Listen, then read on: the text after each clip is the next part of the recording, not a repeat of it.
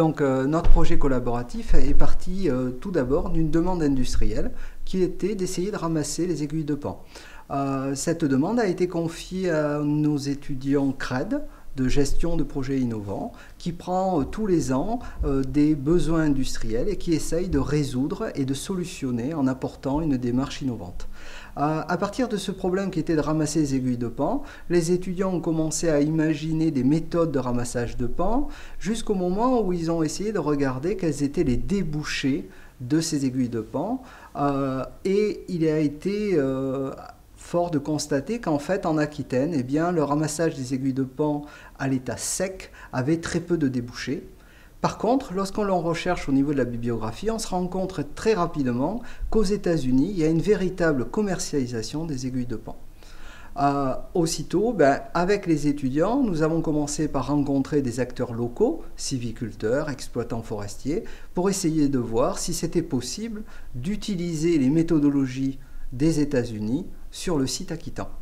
Nous avons eu un écho favorable et un accueil très favorable au niveau de la mairie de Capcieux et de la communauté des communes Capcieux-Grignol. Et à partir de là, avec les collectivités locales, des sylviculteurs, des exploitants forestiers, des gestionnaires de forêt et des transporteurs, on a commencé à se réunir de façon à voir si on pouvait essayer de qualifier le ramassage des aiguilles de pan au niveau du site aquitain, ainsi que de structurer la filière de commercialisation.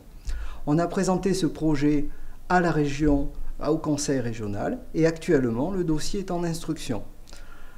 On a obtenu une subvention aujourd'hui de la communauté des communes, ce qui permet d'initier le projet, et donc l'objectif est sous 8 mois d'être capable d'apporter un éclairage, puisque le ramassage des aiguilles de pan est effectué de septembre à octobre, et on devrait donc être capable en novembre d'apporter un éclairage au niveau aquitain, de savoir si localement sur un petit site, en ayant sélectionné des sols, des aiguilles de pan, je dirais des pins de différents âges et des sols de landes sèches, landes humides, d'être capable de dire si c'est raisonnable de ramasser les aiguilles de pan. Si ce projet est raisonnable, eh bien ça veut dire qu'il va falloir construire le modèle économique puisqu'il faudra non seulement faire le ramassage, pas cette fois-ci à petite échelle, mais à grande échelle, et à partir de là, viabiliser tous les débouchés économiques d'un tel projet, avec la création d'emplois locaux où on va remettre quelque part l'homme au cœur de nos forêts, et également apporter un moyen financier pour nos sylviculteurs qui ont quand même essuyé 2 tempêtes en moins de 10 ans et qui aujourd'hui, eh bien, si on peut arriver à trouver en même temps que l'exploitation du bois de nouvelles débouchés, eh bien, c'est des choses qui peuvent être intéressantes. Il y a le projet, comme vous l'avez entendu, autour de tout ce qui est la résine et le gémage, eh bien, un apport supplémentaire peut être cette idée d'exploitation des aiguilles de pin, comme c'est fait aux États-Unis. Et tout cela est bien parti d'un projet simplement d'étudiants,